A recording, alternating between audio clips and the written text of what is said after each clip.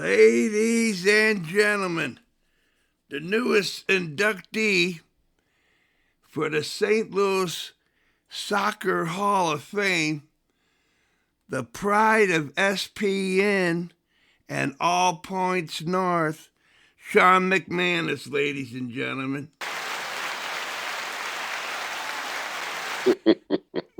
Yeah, man.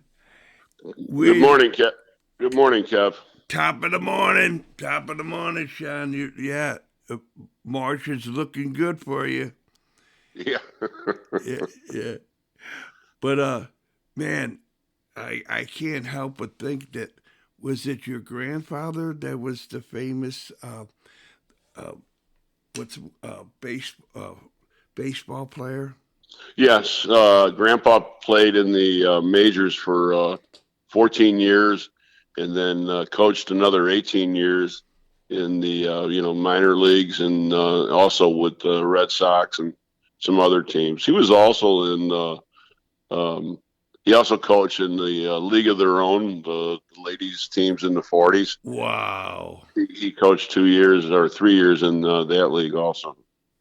But that was Grandpa Marty McManus. Wow. Well, someone would have to be living under a rock up on the north side if they didn't know Captain Marty McManus. I mean, your father was bigger than life, man. No, it's very kind of you to say that, Kev. Oh, yeah, man. The whole Fathers Club up there. I mean, you felt like, hey, man, this is okay. Everything will be okay.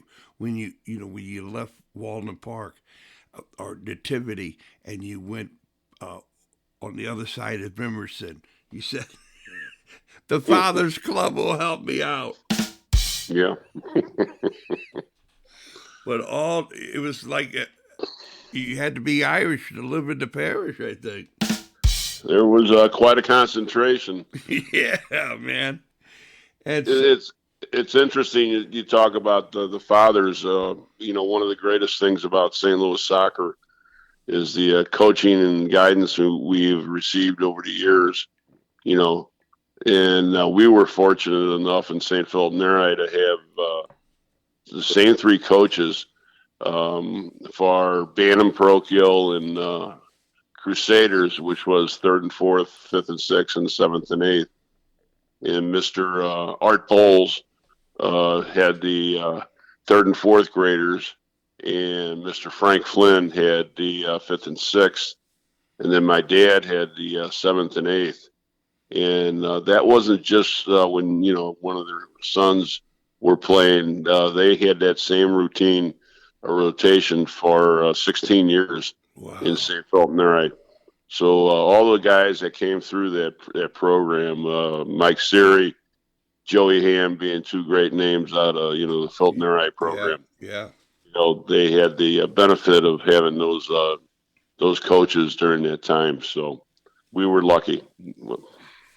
And the pictures I seen, you guys wore Levi's underneath the shorts and hoodies and everything. You had to get warm. We wouldn't allow that. As you know, we played during the winter season. Yeah, and that was some of the other teams maybe did that, but Dad and Mr. Flynn and Mr. Bowles would not allow that. You had you wore shorts and that was it. And you had your sweats on the sideline. Oh, I must have seen the picture of a practice or something with Bobby Lang and the crew. Yeah, well, those guys with the blue jeans were probably from Nativity. Oh, so, I mean, yeah. And under full disclosure, what was your favorite field, the upper Penrose or the Bowl? We'd play on the lower most of the time, but we played both of them. And I don't know if I'd call it my favorite field. They were pretty rough. Yeah. And then over at Fairgrounds.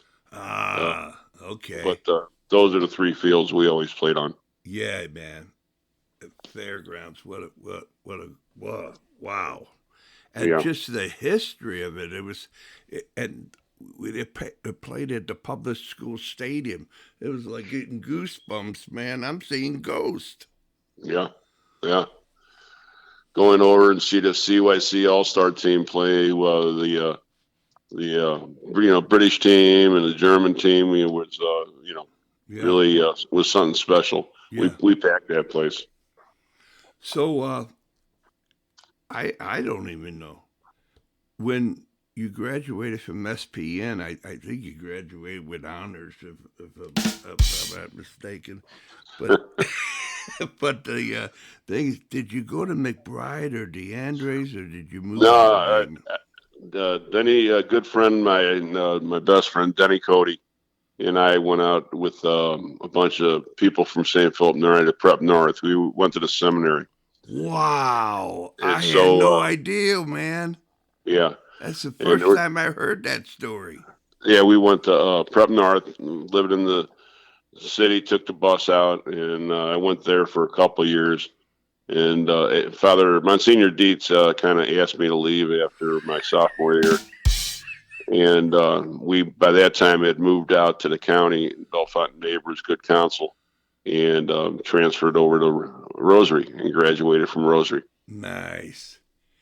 So, and Fran Lemons trailed behind you guys to go. Yeah.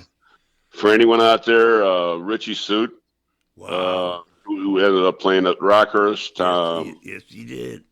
We had quite a contingency. I think there was 13 of us from Philip Neri that went to Prep North. I'll be damned. First time I ever heard that story. Yeah, it was a lot of us. Wow. Man, Al Trost went to Prep South. Yes. You know, I had, like 2 weeks I was wanting to be a priest. And then it fell through. But well, I think our attention span was about the same, Kevin. With Denny and I, and there was only one out of all of us was a good athlete by the name of Tommy Haley, who was a shortstop on the grade school team, and he made it all the way through. Wow. Well, I tell you mentioned the great Denny Cody. Wow, man. And you, him, and Eddie McGee. I mean, the three. If you didn't see one of you saw all three of us together. Usually we ran in packs. Yeah. Yeah.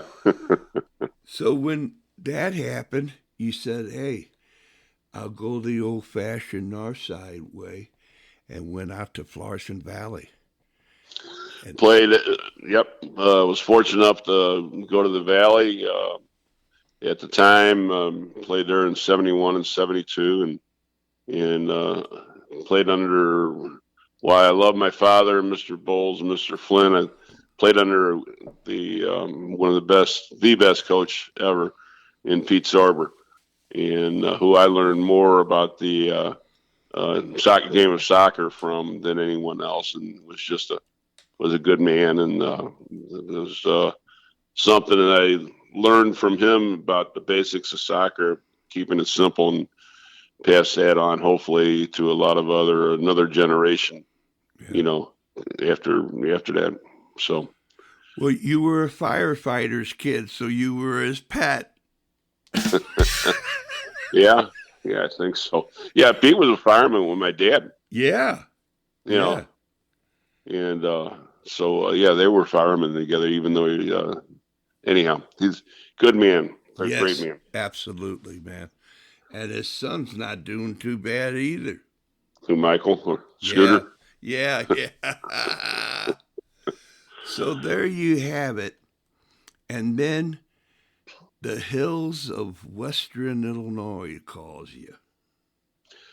Yeah, that was very, for a guy who never moved out of North St. Louis, going up to the farmlands of Western Illinois was a shock.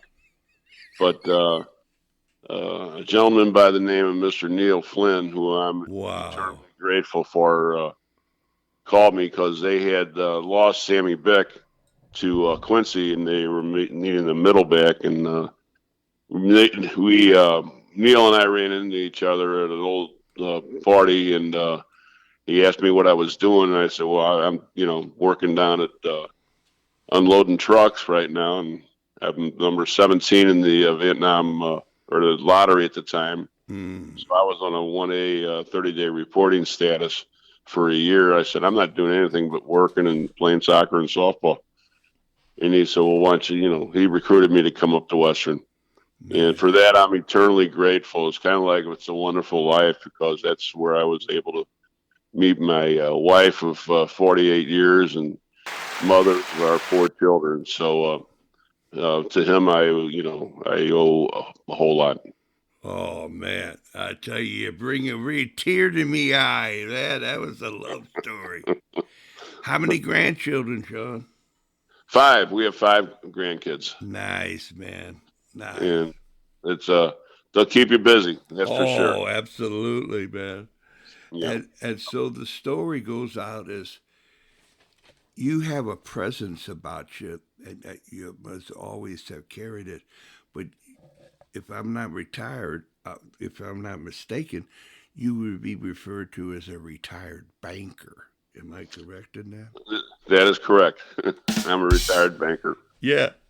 And so you have a presence, and it's kind of like all you guys. Everybody had their own presence, Yeah. and it's genuine and remarkable time to be associated with you, to be a friend of yours and see you from afar, and it's nice. It was, man, just like you've seen people. You said, man, what a gift I got. Without a doubt, there's a bunch of us that play golf on Sunday. Eddie's and I and a bunch of other guys play, and a lot of times Eddie and I just laugh and say how lucky we are with the family, and then still having friends that we're able to knocking around and stay in touch with. So yeah, we've been blessed in a lot of ways. Yeah, and were you able to be picked for the upper lot at St. Philip Neri Schoolyard? Yeah. You put your time in on the lower uh, level, and then also over at Mark Twain Schoolyard Wow, across the wow. street, which you had more room and you could put more people in there. And one of if you would mind me boring with a brief story, I remember how Don Cerisi used to come over, and he wasn't kicking over with the older guys in the upper schoolyard. He'd come over and spend time with us, the young guys who were kicking over at Mark Twain Schoolyard, and give us some pointers, and would kick with us, for 2-3 hours, and just walk you through. So I mentioned before about the coaches, but guys like Don and we're just really good people who love the game, and we're happy to pass it on. Don, they call him AKA the commissioner. He's a good man. Yeah, and he had quite a romantic story where his grade school sweetheart and high school they up there in St. Philip, and then they moved away, and they couldn't get a hold of each other and so forth until he went to St. Louis University, and they met up and have been together ever since. That's great. Yeah. That's great. And in closing with a Don Cerisi story, is the best shoes I ever had in my life. I played for the Gunners for a half a season or a season, and I played with the Gunners, and I came out to Ferdinand Park in desert boots. You came out in DBs, huh? Yeah, man. Yeah, very nice ones, I may add. And then he says, "What?" I said, "I don't have any." And so he allowed me to wear his shoes. And it was, you talk about Cinderella shoes, man. I mean, what the boots were unbelievable. Like Who Kane. Well, who was the other keeper on that team? Tommy Ruggles, Kev? no, he was older than I was. I was Okay. down. Yeah, he had already been. He had already gone out to Rockers at the time. Yeah. Yeah. But okay. Yeah, when Ruggles, he was the keeper of merit of significance in the area. Is that Chester Kowaleski went left and he went right, and that was the end of it. They took all the talent. Well, they had some keepers coming out of that area. Brian Corpusmeyer. Oh, they name him. Yeah, I mean, yeah, it was in the water, man. Joe Wright. Yeah. Joe Wright and Eddie and a Yeah, few yeah, others. Eddie McGee for sure, man. Yeah, always had a nice Kroger on, Yeah. and Yeah. then you could always pick out the Wales certified psychiatrist, Dr. Chuck Skorumsky. Yep. Yeah. Yeah. And so Yep. there you go. You're there, and there's a bunch of you had a good season at Western, huh? Had a couple of years.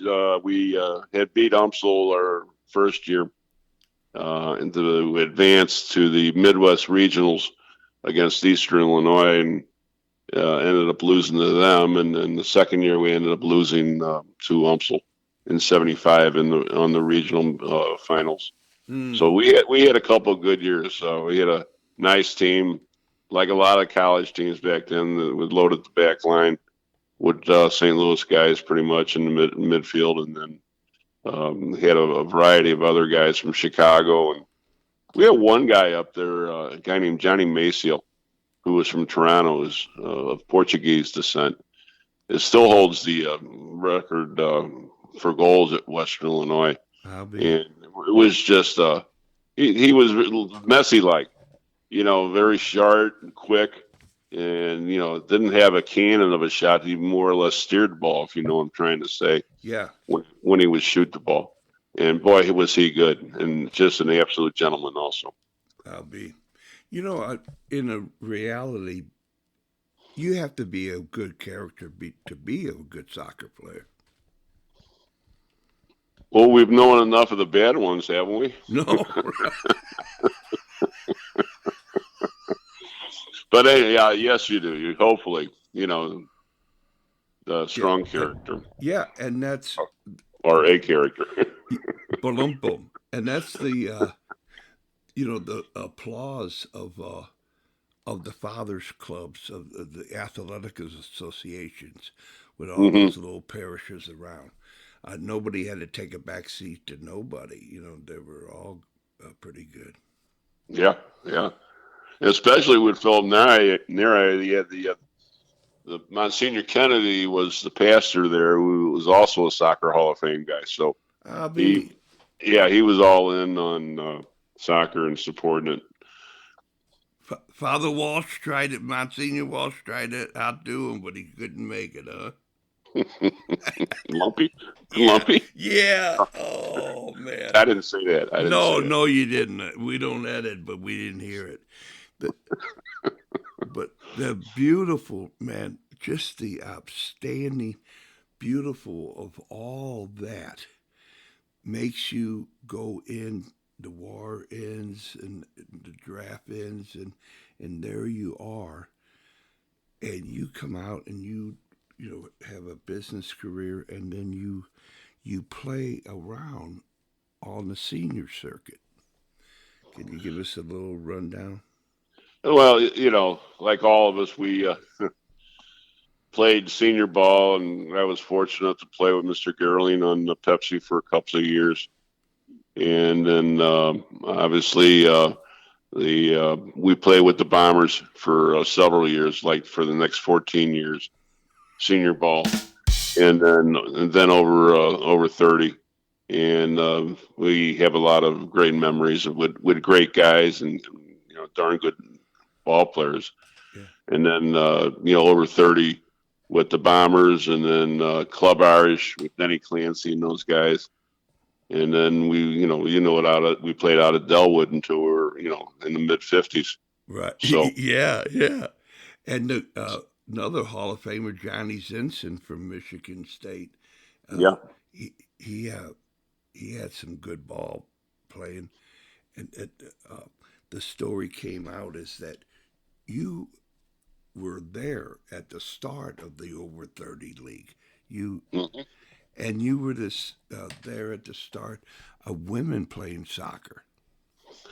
there's a guy named Mike Vitale from Normandy. His wife Sue played, and Mike and I coached the ladies in the senior league. A lady by the name of Gail Gedicke, who was a good friend. Yeah, unfortunately, have not stayed in touch with. Was the one who her and Sue put it together, and it was, I think, one of the first senior leagues in St. Louis for ladies in the early '70s, mid '70s. So Yeah. at least that was as far as what I'm recalling. But usually the long term is better than the short term. Local, baby. Yeah. All right then. But yeah, so that was pretty neat. It was pretty Okay. neat. Yeah. You got 5 more minutes, buddy? Sure, All right then. I'm good. All right then. So you have that coming up, and then it was like obscurity, about the national team and this and that. I think it was the '72 Olympics was the start of something, wow. And then it came to where, uh, a professional league with the stars and this and that and blah, blah, blah. Just give us your banker estimate overview of what your soccer life has been, what you have seen internationally, nationally, and locally. Boy, we could cover a lot of ground on that Well, one, I'll but do 10. I'll do 10 minutes. you know, back then it was a different deal. The stars were an exception. They pretty much were St. Louis based, and then you had Casey Frankowitz, Mike Leach, and the rest of those guys who were obviously very good ball players. But they had more U.S. players on that team than a lot of the other teams. I was drafted by Minnesota, and then I also was drafted by the Chicago Cats in the ASL, and I went up and played during the summer with the Chicago Cats with some practice games and some other ones, but never committed to them because we'd go up there. And the guy who was a Greek restaurant owner, nice man, would give us $100 for coming up, and hell, we were drinking 125. So not being a banking whiz, I'm thinking this is not going to work out. But Minnesota, I think Tommy Howe was up there from the year before, and he said, "Sean, Minnesota's going to keep 4 minimum U.S. players." And don't bother going up because even if you're one of those 4, you're not going to play. But that changed. I guess the answer to your question, the evolution from how it was set up back then to what it is now is obviously phenomenal. But the growth of select soccer in the late call it the late '70s, early '80s, not the growth, the explosion of select soccer. Obviously, in both regionally, which we had the players here, but nationally, the number of players is just gone insane. And with that growth, there's more good than maybe not so good. But I think it's pretty neat, and I'm excited for the future. Well, under full disclosure, did you have to take a loan out to get a ticket to the World Cup?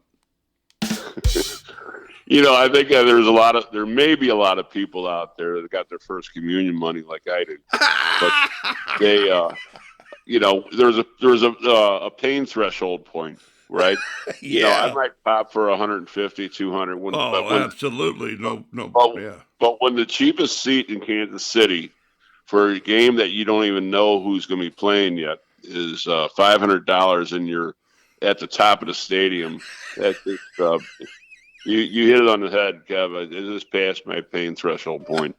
I'm like, no, I can. We can go down and eat chicken wings down in the valley and have a good time watching it on the tube. Absolutely, baby. Absolutely. Yeah. Holy cow, man. So, I mean, it's a long way from Hickey Park when they used to park on Hall Street to watch the games. Yeah. On Broadway, yeah. Yeah, yeah, yeah. Oh man. So, let me tell you one story. Please do. Okay, as a filler, and we on Saturdays in Philip there, Sir Soccer, Billy McDermott lived one block over. He lived on Claxton and Thecklin. And Billy was obviously, and still is obviously, the most rabid soccer fan I've ever known. On Saturdays, we'd get up and go down to the schoolyard and kick all day. We'd leave at 9 o'clock, come back at dinner. But one Saturday, I'm walking out, and my mother asked me, she goes, "Where are you going?" I said, "Usual." I said, "We're going down to the schoolyard, to kick." And I said, "I'll be back." She goes, I told her, I said, "Oh, by the way, Billy's got some new films today. I'm going to stop by the McDermott's and watch the new films he's got, and then we're going to go down and kick." Thinking nothing of it. Well, my mother stops in her tracks, and all she heard was, "Bill's got new films," And what Bill would do is he'd get what is now the English Premier League 8mm films shipped to his house, and the guys that were the soccer nuts would all go down. We'd meet down his basement, and he'd put them on, and we'd watch them. Well, she hears films, and next thing I know, she's on the phone calling Mrs. McDermott, asking her why her son is showing porn, down the basement, to all the other boys in the parish, and I'm like, I couldn't get to the phone quick enough. I'm like, Mom, no, hang up. These are soccer films, okay? So that was always brought a chuckle to a bunch of us. Absolutely. You're the only guy I ever heard call him Billy. That's being neighbors. That's being neighbors there. And then you got the situation with the Paul Duker. I was on the tail end of that with Paul Duker and Denny Cody. They had those little films. Unbelievable. Yeah. Duke's a good man. Oh man, yeah. Another keeper, we missed his name earlier, Kev. Well, yeah, sure did. Unbelievable. Yeah. Even when he moved down to the south side, he was still a north sider. In our mind, he was. Yeah. Hey, Kev, let me ask you something. How come Local 6 never had a soccer team? Oh my God, unbelievable, isn't it? You and Semi Pendergast, you had the nucleus right there. Oh yeah. Even Beckman wasn't a bad player, and that his father was a Hall of Famer, and this and that, and one of the only reasons I was allowed to hang around with the stagehands for 30-something years because of soccer. But because we worked so much that you had no time for practice or games. Who practiced? Oh, you got a point there. Oh, training, something, yeah. But isn't that something? Yeah. We had the Bombers came up with the pipe fitters, and they had a crew out there, boy. Yeah. So here we go. It's coming up to that time, and I want to thank you so much for taking your time out with your grandfatherly duties to do a little podcast with the Whale Certified, and I want you to know, Sean McManus is now Whale Certified Hall of Affinity. Does that come with privileges, Kev? yeah. Name dropping all over town. Really? So Well, here it comes to say, hey, Sean, whatever you want to say to who you ever want to say it to for as long as you want to say it for. This is your opportunity. you know, it's been said many times. It's the people that you played with, you meet along the way, you coached, that make it all, special. Is the simplest way to say it. So Yeah. the buddies you played with, the ball, if you run into them, it's like, and you hadn't seen them in 15 years, you never miss a step. The conversation just picks up, right? Yeah. And then the thing that has been rewarding for me was coaching both CYC and then with Narco, for over 20 years. Seeing those players, okay, then become coaches, and then parents of kids and pass along their love for the game is just very special, and that makes it all worth it. So. Yeah. That's all I got. All right. Well, peace to your missus and all your brothers and sisters. You got a nice Irish clan, the McManuses. Thanks, Gov. All right, then. So you're whale certified, and a lot of people could be whale certified if they would only try. Thanks a lot, Sean. All right, Kev. Take care.